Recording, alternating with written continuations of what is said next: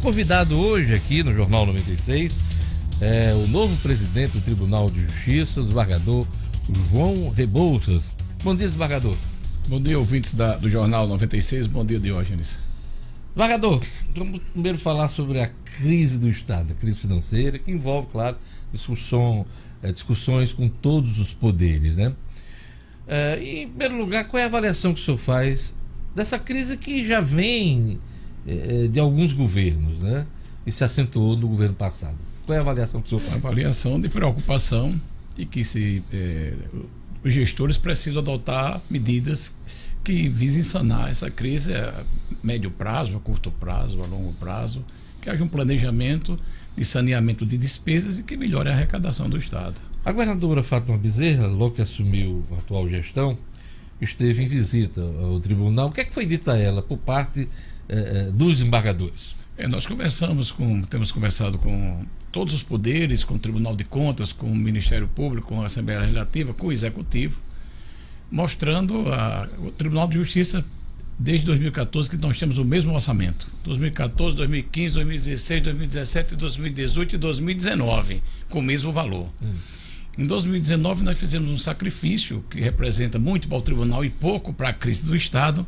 Reduzimos em 33 milhões o orçamento do Tribunal de Justiça para o exercício de 2019, que é um gesto, uma contribuição nossa para a gente, um grande sacrifício para o rombo do Estado, vamos dizer assim, é insignificativo, mas foi um gesto que todos os poderes, a Assembleia também fez isso, o Tribunal de Contas, o Ministério Público, cada um dentro das suas possibilidades. Então, na visão do tribunal, a Corte já vem colaborando para esse ajuste, é isso? Isso, já vem colaborando e nós estamos, inclusive, com uma determinação de gestão de redução de todos os contratos do tribunal em 20%. Terceirizados, estagiários, colocação de veículos, de prédios, estamos cortando 20% de todos os contratos do Tribunal de Justiça e convênios. Desde o governo Rosalba, né? Rosalba, depois de Robson e agora de Fátima Bezerra, muitos discutem sobre a questão de sobras dos poderes e que essas sobras, quando não utilizadas, deveriam voltar ao caixa único do Estado. Qual é a posição do tribunal diante desse tipo de argumentação? Eu tenho 61 anos de idade e nunca ouvi falar que se criticasse um órgão ou uma pessoa porque economizou. O tribunal tem feito sua parte no sentido de economizar. E economizou para quê? Para começar a construir uma sede própria. Nós somos o único Tribunal de Justiça do país que não tem uma sede própria. E essa construção está em curso no momento. Isso. Né? Então, quando o tribunal tem sobra do Odessa, não existe sobra, porque são dinheiros contratados, dinheiro carimbado. Nós estamos construindo a sede própria, o Fórum de Pau dos Ferros, o Fórum de Nova Cruz, o Depósito Judiciário de Mossoró. A manutenção e o custeio do poder é para isso. Então, às vezes eu dou alguns exemplos para a população ter conhecimento e ciência. Por exemplo, o Estado está com a folha de pagamento atrasada, o 13º de 2017, 2018. Quase 4 folhas. Quase 4 folhas. Agora você chega no centro administrativo e tem uma grande obra. No governo passado foi entregue a Moema-Tinoco, o viaduto, a estrada de Pipa. E a folha está atrasada. Por quê? Porque são recursos destinados com destinação específica, que a gente chama recursos carimbados, que não tem nada a ver com a folha de pagamento. Chamou a atenção no discurso de sua posse, do seu antecessor, em falar que estava deixando em caixa 226 milhões. 226 milhões de reais. E muita gente, o tribunal disse que não tem sobra, mas e esses 200 milhões? Aí, explica pra gente, que dinheiro é esse? Esse dinheiro é para a construção do fórum de Pau dos Ferros, de Nova Cruz, de Areice, já está na terceira fase da construção, e da sede própria, que nós estamos na 10ª laje. Foi enchida semana passada a 10ª laje da construção, que é a construção em torno de só aí 100 milhões de reais, a previsão da construção. Então, dinheiro existe, mas dinheiro todo contratado com programação de pagamento e de liberação na forma da medição da engenharia. Neste mês de janeiro, a atual gestão fez um parcelamento do repasse dos poderes legislativo e judiciário, não é? Isso.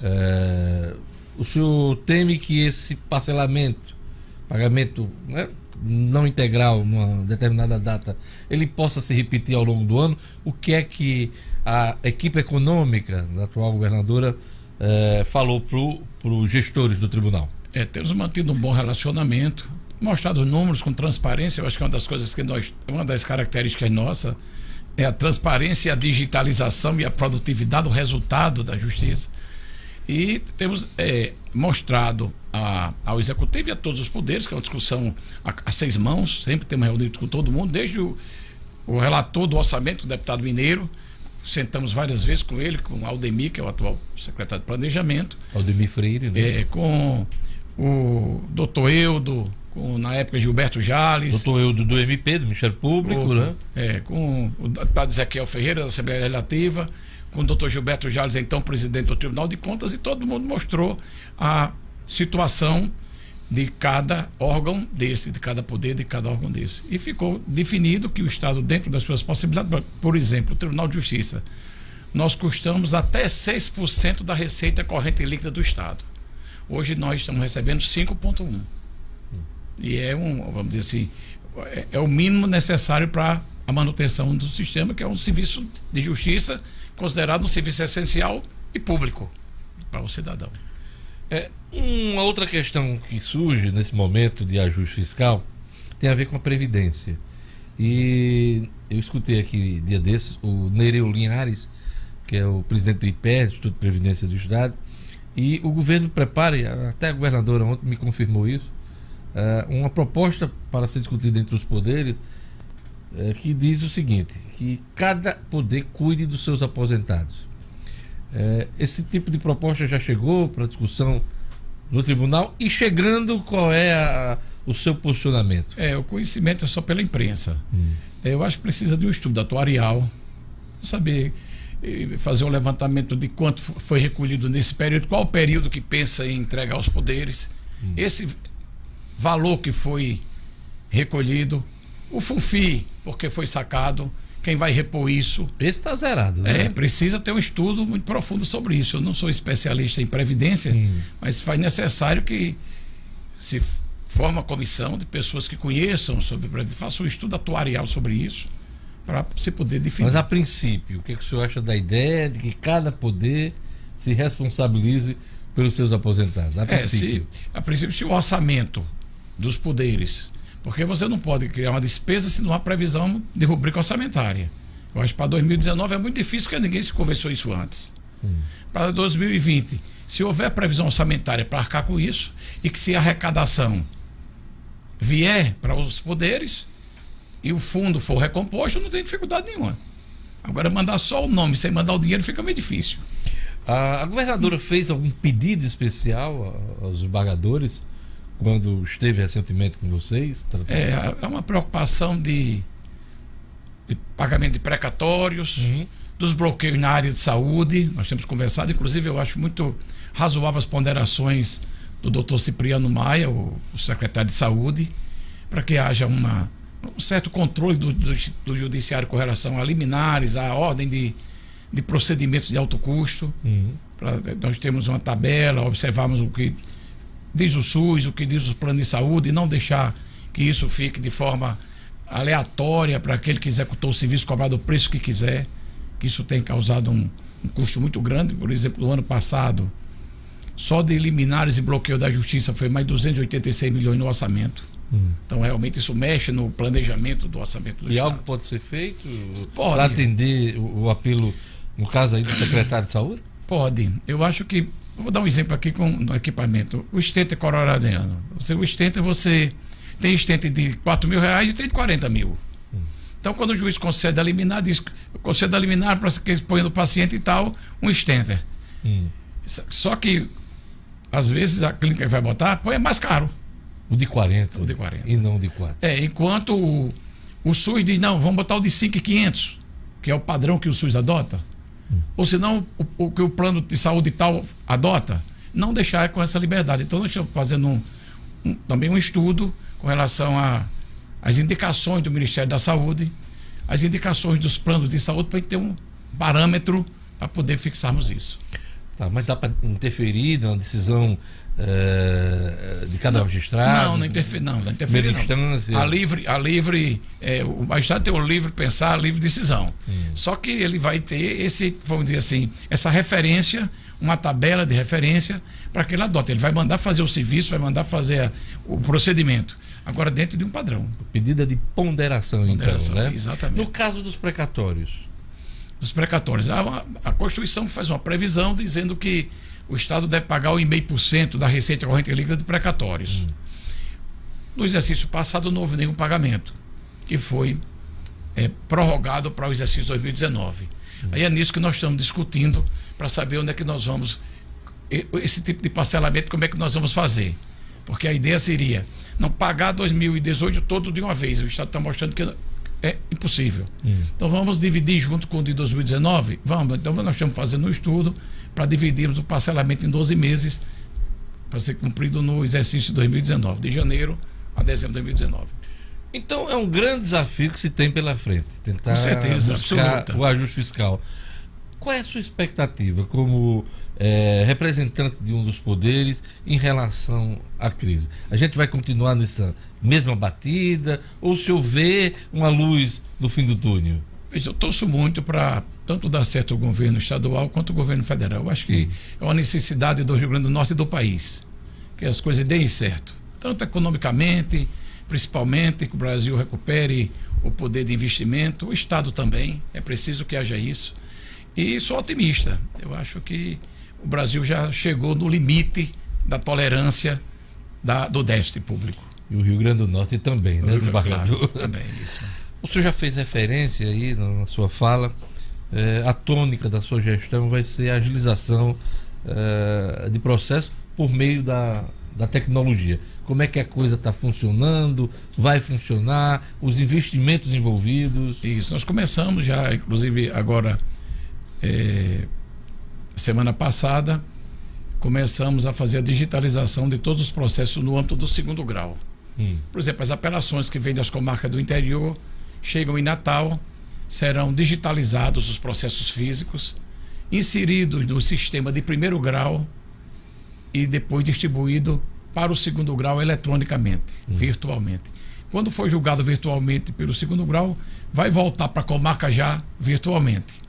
Há uma meta nossa até o final de 2019, no âmbito do Poder Judiciário do Estado do Rio Grande do Norte, não existir mais processo judicial físico. Tudo, até o final deste ano. Deste ano. E nem processo administrativo também físico. O que é que isso representa de economia, desembargador? Eu acho que a primeira coisa nós vamos ficar ecologicamente corretos. Eu acho que reduzir o uso de papel, né? O uso de papel. E eu acho que o mais importante é que o processo ele vai ficar 24 horas disponível para as partes. Por exemplo, doutor Diógenes, não vai ser preciso você ir ao fórum. Você vai ver de sua casa meia-noite o processo, o juiz vai vir, a outra parte vai ver. Todos os integrantes do processo terão acesso 24 horas. Economia de tempo também, de né? tempo, de deslocamento, não vai ter mais protocolo, leva processo para aqui, leva para colar, assina protocolo, transporta processo, processo virtual. Eu acho que é uma quebra de paradigma e de cultura na justiça. Eu que sou magistrado antigo, estou super otimista com isso e acho que será uma solução para a gente ser um bom prestador de serviço, que a justiça paga um mico histórico da morosidade. É verdade, sempre se atribui, né, à justiça essa lentidão. Isso. Processos que duram 10 anos, Isso. 15 anos, às vezes até sem solução, né? Nós estamos com a meta de tentarmos deixar o Tribunal de Justiça nesse biênio, todos os gabinetes, no máximo com 100 dias para julgar. E vamos ver se deixamos todas as comarcas com... E a pauta zero do CNJ, como é que está a pauta essa zero, exigência do a pauta CNJ? Zero é nossa, é do Tribunal de Justiça do Rio Grande do Norte. O CNJ, ele... Cara, mas às vezes o CNJ estabelece metas, estabelece metas. Cobra dos tribunais. Ele né? estabelece metas nacionais. Por exemplo, ele diz, os tribunais devem julgar o mesmo número de processos que recebeu no exercício, são casos novos. Tem que priorizar julgamento de réus presos, tem que priorizar julgamento de improbidade administrativa, são metas. Agora essa meta de gestão interna é nossa. O tribunal tem autonomia de fixar essas metas. Só para tirar quer dizer, atender aqui uma curiosidade minha agora que surgiu. O que é que vai ser feito com material digitalizado? Os documentos vão ser incinerados, vão ainda ser arquivados por um tempo? O que faz? Tem uma tabela de temporaneidade que diz processos, por exemplo, da várias famílias. Tem certidão de casamento, de nascimento de filhos e tal. Tem um período. Se publica um edital e se aguarda aquele período. Se daquele tempo não aparecer ninguém. Vou dar um exemplo. Em Pau do Céu tem um processo de Lampião. Eu, quando fui juiz de Martins, encontrei esse processo lá. Virgulino Ferreira Lampião. Documento histórico. Histórico. Né? Então isso aí será preservado e remetido por memorial. E também por interesse das partes. Das partes. Aquele que você pode, a parte pode ir requerer a extração daquele documento. O senhor falou em documento, certidão de nascimento, por exemplo. Pronto. Alguém pode querer, claro, o documento original. Sim, aí nós fazemos um protocolo e entregamos. Feito isso, nós vamos ter um convênio com a Cocamar, salvo engano, que é a cooperativa de catadores e tal da Urbana. Então nós vamos doar para eles com até uma espécie de também colaboração com esse pessoal que trabalha com. Agora, o tribunal já deu publicidade a esses prazos, exatamente para resgate desses documentos. Vai ser feito esse trabalho lá mais adiante? Vai. Nós começamos pela digitalização, que é um processo que... Primeira etapa da coisa. Primeira etapa. E tem a tal da higienização, recebe o processo, tem que tirar todos os grampos, arrumar a ordem, botar umas etiquetas para saber o que é petição inicial, o que é contestação, o que é recurso, porque o sistema eletrônico ele tem que... É uma caixa que você tem que deixar o processo como se ele fosse físico, para as partes conhecerem. Feito isso, é que nós vamos publicar os editais, por comarca, por unidade, dando esses prazos de acordo com a resolução que prevê isso. Vamos falar um pouquinho da construção da sede. Ela está em curso, se eu não me engano, desde o ano passado. Isso. Qual é a previsão de conclusão? E o que é que está sendo construído lá? É bairro de Nazaré, né? É bairro de Nazaré. Na região do bairro de Nazaré. Isso. Como é que está a obra? A obra está na 10ª laje, são 12 andares. A previsão de entrega é dezembro de 2020. A construtora está cumprindo um cronograma a ser seguido. E no final de 2020 o senhor pretende entregar a obra à população, né? Isso.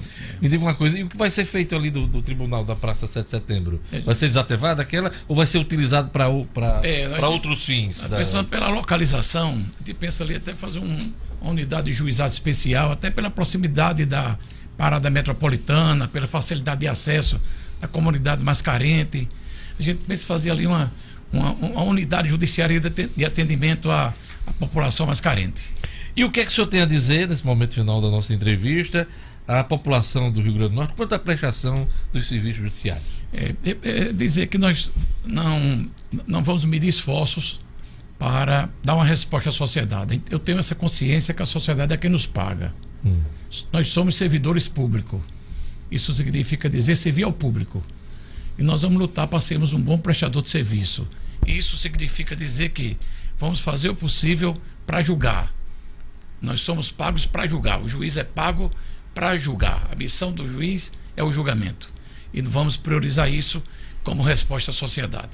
É isso aí. Eu queria agradecer a presença aqui no nosso estúdio do presidente do Tribunal de Justiça, o novo presidente, o desembargador João Rebouças. Aqui a gente conversou sobre a crise fiscal, a colaboração que o Tribunal de Justiça vem dando não só ao governo atual, mas aos governos, desde o agravamento dessa situação, e também sobre a modernização, a digitalização do processo para a economia também da estrutura do Tribunal de Justiça. Obrigado, doutor João Rebouças. Obrigado, Eone. Eu que agradeço e coloco o Tribunal à disposição dos ouvintes. E estamos também aqui à disposição das informações do Tribunal. Eu cometi um erro aqui, mas vou chamar ele, porque senão ele vai ficar com raiva de mim pro resto da vida. A coluna do Marcos Alexandre. O ano legislativo começa provocando mudanças no quadro político do Rio Grande do Norte. É o tema de Marcos Alexandre. É fato, com Marcos Alexandre. Bom dia aos amigos do Jornal 96. Essa será uma semana de mudanças importantes no quadro político do Estado. Mudanças já definidas pela eleição passada e que agora serão efetivadas com o início do ano legislativo. No Congresso Nacional, por exemplo, nossa bancada no Senado verá as trocas de Garibaldi Filho e de José Agripino por Stevenson Valentim e Zenaide Maia. Na Câmara dos Deputados, assumem os novos integrantes da bancada potiguar. Dos 8 deputados federais da nossa representação, metade retorna: Walter Alves, Betinho Rosado, Fábio Faria e Rafael Mota. Estreiam na Câmara Federal Benes Leocádio, Natália Bonavides e General Girão. Há ainda João Maia, que estava sem mandato e volta a ocupar uma cadeira na Câmara Federal. Tem mudança também na Assembleia Legislativa, de onde se despedem, por exemplo, deputados que não conseguiram se reeleger. São os casos de Ricardo Mota, Larissa Rosado, Márcia Maia, Carlos Augusto Maia, Gustavo Fernandes e Jacó Jacome. A Assembleia receberá 9 estreantes, dentre eles Sandro Pimentel, que enfrentou uma briga jurídica para garantir seu mandato e ontem foi diplomado pelo TRE. A ida de Sandro Pimentel para a Assembleia, por sua vez, vai provocar alterações aqui na Câmara Municipal de Natal, onde ele vem exercendo mandato. Serão 4 mudanças na Câmara. Maurício Gugel, também filiado ao PSOL, por exemplo, vai assumir a vaga de Sandro Pimentel. Da mesma forma acontecerá com outros 3 vereadores por Natal, Ediane Macedo e Ubaldo Fernandes, que vão também para o Legislativo Estadual, e com a já citada Natália Bonavides. Eles serão substituídos na Câmara por Divaneide Basílio, que é do PT e vai para a cadeira de Natália, por Fúvio Mafaldo, que vai para a cadeira de Eudiane, e pelo conhecido Dagô, filiado ao DEM, que volta na vaga de Ubaldo. São muitos nomes que surgem ou ressurgem no cenário e mexem com o xadrez político no Estado a partir de agora. Alguns deles podendo assumir posição de protagonismo na eleição de 2020, que já se aproxima. Mas este é um outro capítulo que trataremos mais adiante. É fato e está aqui no Jornal 96. Pois é, foi notícia do Jornal 96. Engenheiros que atestaram segurança da barragem da Vale, em Brumadinho, são presos em São Paulo e Minas Gerais. Rio Grande do Norte não se enquadra em regime de recuperação fiscal do governo federal. Justiça determina bloqueio de bens de desembargadores condenados por desvio de recursos do Tribunal de Justiça. Sandro Pimentel é diplomado pelo Tribunal Regional Eleitoral do Rio Grande do Norte. Ministério Público da Educação adia inscrições do ProUni e FIES. Polícia prende foragido acusado de estuprar a sobrinha de 12 anos. Direção do América garante a permanência do técnico Luizinho Lopes. É isso aí, são as notícias do Jornal 96. Logo mais, no RN acontece da Band, 11h30. Eu conto com sua audiência, eu vou entrevistar o comandante da Polícia Militar, o Coronel Alarico. Houve queda nos índices de homicídios, violência no Rio Grande do Norte nesse início de ano, hein? Então, 11h30, na Band, eu vou entrevistar o comandante da PM, Coronel Alarico. Tenhamos todos um bom dia. Vem aí, Padre Francisco Fernandes com Fé na Vida. Eu volto amanhã com o Jornal 96.